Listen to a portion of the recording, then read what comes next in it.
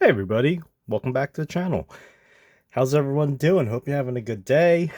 Just wanted to check in. Let's start with a little quick pocket check.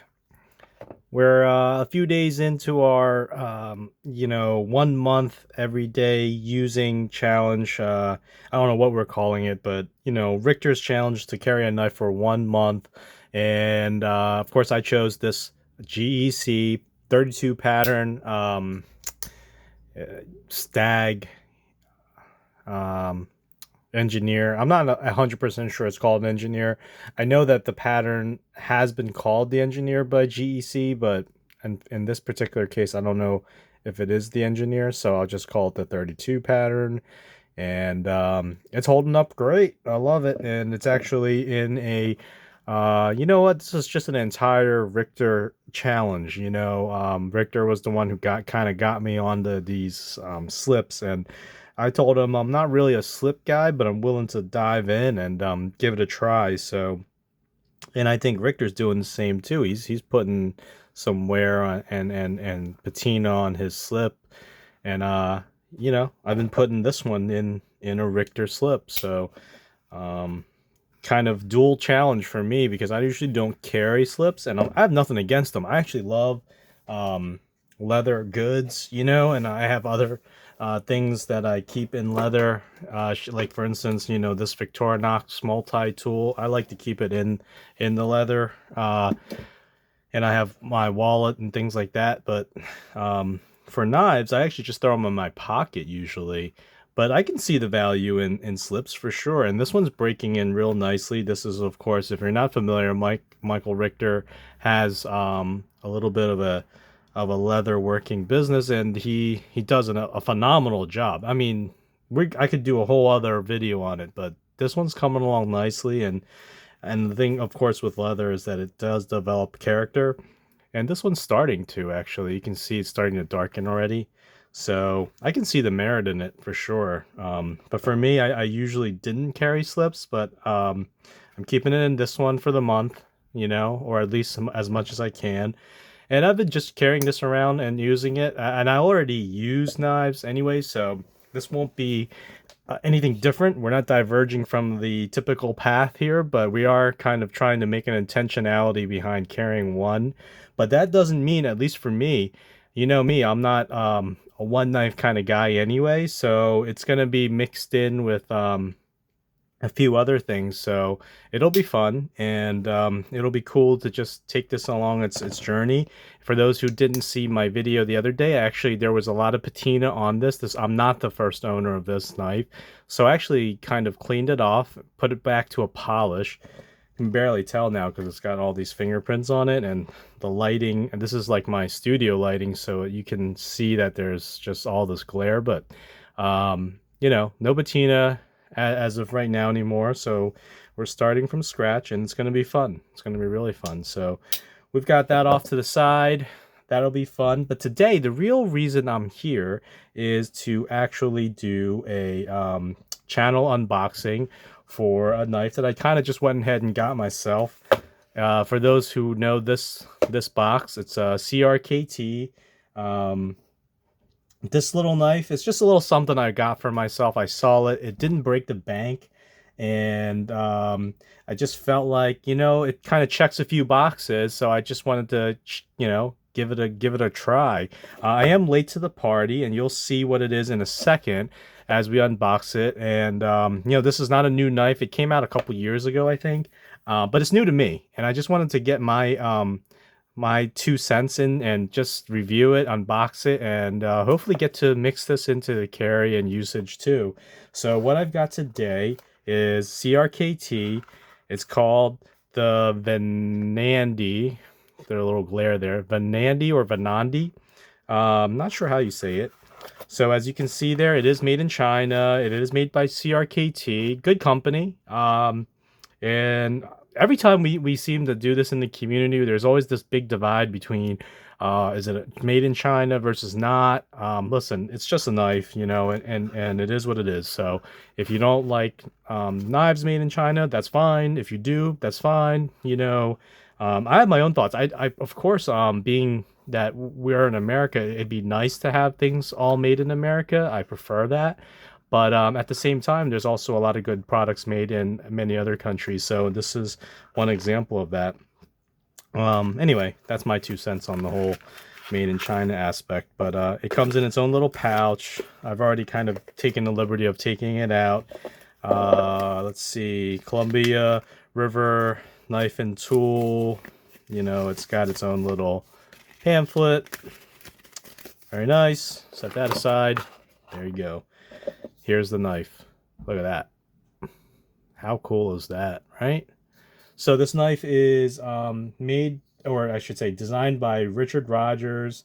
For those who know who that is, I actually don't know too much about him, but he is well known. He's got a pedigree, and apparently he has his name attached to this design. It actually says right there, there it is, Rogers Design. So that's always cool, you know, like that's obviously if you've been in the knife game, you've got big manufacturers and big distributors and makers of knives kind of cohabitating with designers to bring their design concepts to a mass market. And that's the nice thing about these types of knives is like I'm sure that he's made plenty of knives. I am particularly, admittedly, do not know his knives.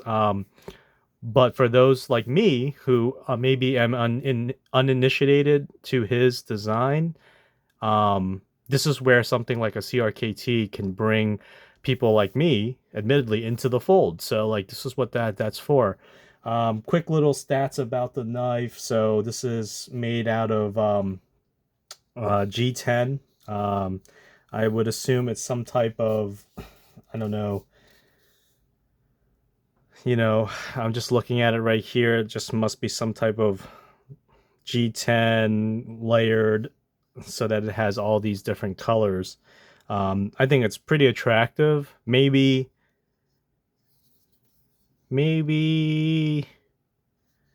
yeah, I mean, I like it. I like it a lot. I don't know. It's now that I've unboxed it, if you know, from far away, I thought it was a little bit more brown, but now that I look at it more, it's almost like a little bit of a pumpkin orange and black, which again, I don't mind.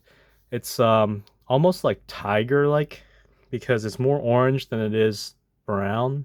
Um, but it's not unattractive. I just, for some reason, in pictures, I thought it was going to be darker, blacker, and maybe even just like brown, kind of almost like ebony, where there's like blonde streaks and black. But this is very orange, and especially on this side, it's almost all orange. It's hard to tell. Um, and I'm not like not angry or upset. I'm a little bit surprised by it, but hey, it's fine. Anyway, let's go through some stats. As you can see, I'm holding it in my hands. It is overall length will be, well, closed length, it's 4.1 inches. So, you know, like a medium, larger size knife. It is just single blade, one back spring. It is bead blasted. And let's open up the blade. Look at that. Really nice. Really nice. It's got a nail nick right here, central nail nick. It kind of has this long, I guess, clip point, and it's really kind of elongated swedge starting at the apex here, coming down the spine. And right in the middle there is the nail nick. But I will say this, and the thing that attracted me to this is that it's single blade, and I'm mostly a single blade guy. Now I have gotten more into multi-bladed knives, but with this one, I think if you're gonna use a knife, this is gonna be the kind of knife I would probably end up using. Single blade and a pinchable pull, and the pull on this is what I would consider. I need to come up with a term for this because it's controversial, especially in the traditional slip joint community. I've always found that the really difficult, strong spring tension, that to me is overkill. It's not about being tough or strong or whatever. It's just simply like there's a time and a place for that. And generally, day to day, I just prefer something I can just easily pull and start using. You know, for cutting most things, boxes, string, tape, like that's all you're gonna need. If you are a farmer, a worker that's out there lifting things and prying things and cutting wood and doing things in the campsite, yeah, you know what? Go ahead. I would prefer a nice strong 8, 9, 10 strength pull, like a real tugger, like a real nail breaker, as they say. But for day to day, I don't know. I don't have nails. Like I'm a nail biter anyway, and my nails aren't the strongest or the thickest. So I do pull open knives, but it does take, if you're going to open them up a lot, I would prefer something like this, which is actually very easy to pull. I would say this is a 7, maybe a 6 even. And you don't even need the nail nick, to be honest. I mean, you can use it, but what's nice is it's pinchable. So there's plenty of surface here on both sides. So I find that if you grab it right where the nail nick is, it comes right open. How nice is that? And um, you can tell somebody here did a good job with designing the blade. Very usable, um, attractive blade. It's got, you know, a little recurve here, which I don't know if that's, again, that's another area where people kind of don't always like that recurve, but in terms of the actual blade, it's attractive. It's bead blasted, and again, that's a divisive preference issue, but again, it's a preference issue. I think the bead blasting's nice. No fingerprints, but potentially can be hard to maintain. It will eventually get lots of scratches. It will eventually maybe open itself to corrosion. But for day to day, if you oil it and you use it and you don't mind some scratches, some snail trails, it is what it is. I'm actually impressed that they took the added liberty of matching all the hardware and bead blasting everything. So you've got bead blasting here. You've got bead yeah, I would say it's like either brushing or bead blasting of the pivot. And on this side, they took the time to bead blast the pivot, the shield, and the other, I guess they're actually nuts for the other side. And while we're here, let's talk about that. So this design is traditional, but it is using not pins, but I guess some type of screwed hardware. So these are Torx heads. The pivot's going to be a little larger than the other two. Not, I didn't take the time to measure out exactly which Torx it is, but any Torx probably set would work. If you've worked with modern folders, you're very familiar with this concept. I kind of like that. I've never taken apart this one, obviously. Just got it, but it's nice knowing that probably we could take it apart if we needed to. And on the opposite side is very nice too. It's not just, more screws. It's actually this basically customized, um, almost like a triangle, but it's actually more like a hexagon because it's got these rounded off corners. So really cool design. And so I guess, and again, I haven't taken it apart, but I would assume then that in that kind of doesn't necessitate, like, essentially sometimes you'll see with knives you'll have a Torx on this side and the other side will be another screw with Torx. So what ends up happening is you have to basically take two different Torx and do opposite ends to keep one side from running while you're undoing the other side. I would assume because one side is fitted in here and sunk in, basically countersunk into here, it won't be necessary to have two different instruments. So it saves you one step. So that's good forward thinking from CRKT. I mean, it's just good stuff. It's good design, and honestly, it saves time and it doesn't cost them that much more. So this is just good forward thinking. And then lastly, but not least, I'm always pointing out shields because I think that's part of the charm of knives. This one has what I would maybe consider, gosh, what would that be? Almost like a bomb shield, but attractive, and it matches. It fits proportionally well. Like, it's a longer knife, and they chose a shield that is both the right width and the right length for a knife that is over 4 inches. It's not a little tiny shield. It's not a big ass shield. It's just like a little elongated, elegant shield, but matches the bead blasting really well done. a badge right here on the blade. CRKT always does a little badge, but in this case, not too obstructive. Very nicely done. And a nice little sharpening choil here. You know, I mean, it does the job. And on this side, of course, as we already mentioned, there is a little bit of um, Rogers design, and then I would assume, I don't know what that is, 717100. I'm going to go ahead and assume that's some kind of model or serial number.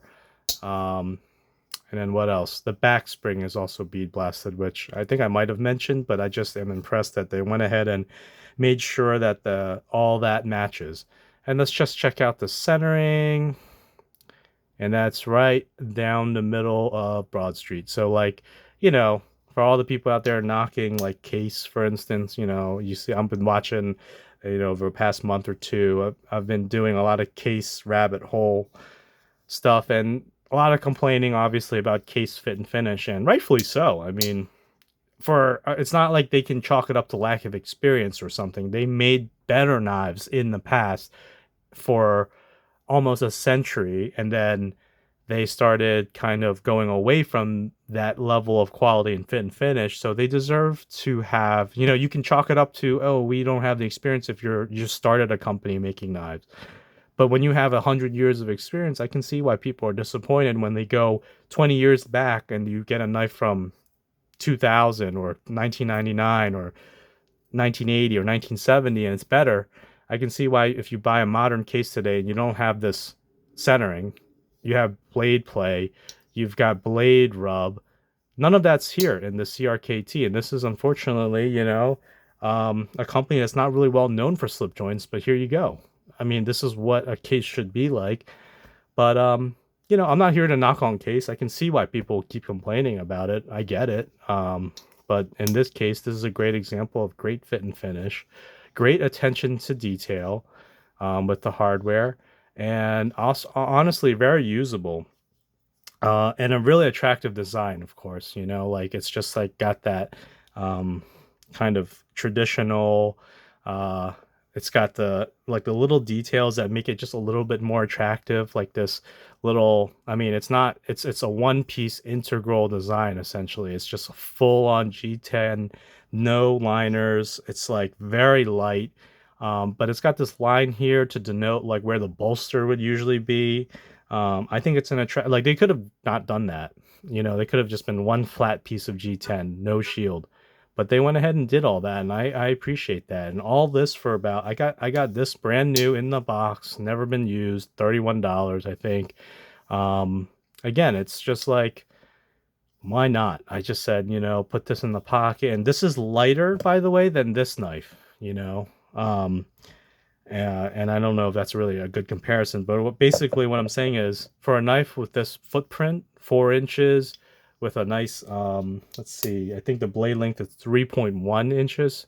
So you got a 3-inch blade here, which is as big as, any other knife that you may carry. Totally usable. It's not some dinky little knife that, is like this old, traditional. It's a real modern materials. It's stainless steel, so you don't have to worry a lot about it. Totally usable. So this is a really cool, I mean, not completely modern, but not completely traditional, like a good in between. And I wanted to check it out, so I just wanted to come on here, let you guys know that this is something that I've been looking at, and I got one in, and it's maybe we'll be making another appearance or two in the future, but it's been fun. So just wanted to see what you guys thought about it. Leave a comment. What do you guys think about this? What are you carrying this week? Are you participating in the one knife per month, one knife this month challenge? What are you carrying if that's the case? Or it's never too late to jump on. I mean, it's still the beginning of the month. Pick a knife, carry it, use it, don't baby it. That's the idea. Check out Richter's video for the challenge, but really the idea is grab a knife, make sure you carry it, make sure you use it, build a bond, a relationship. I'm a big fan of that. I get that mentality because you do carry a knife for a while. It develops some type of spirit and soul.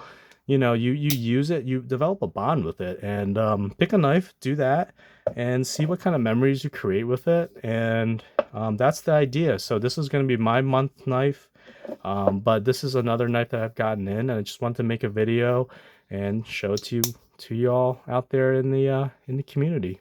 What do you guys think about this? Let me know. Leave a comment. Appreciate all the subscribers. We're getting close to 100 subscribers already, which is fun. Let's keep the momentum going, guys. Thank you for all your help. Subscribe, leave comments, hit the like. Thank you.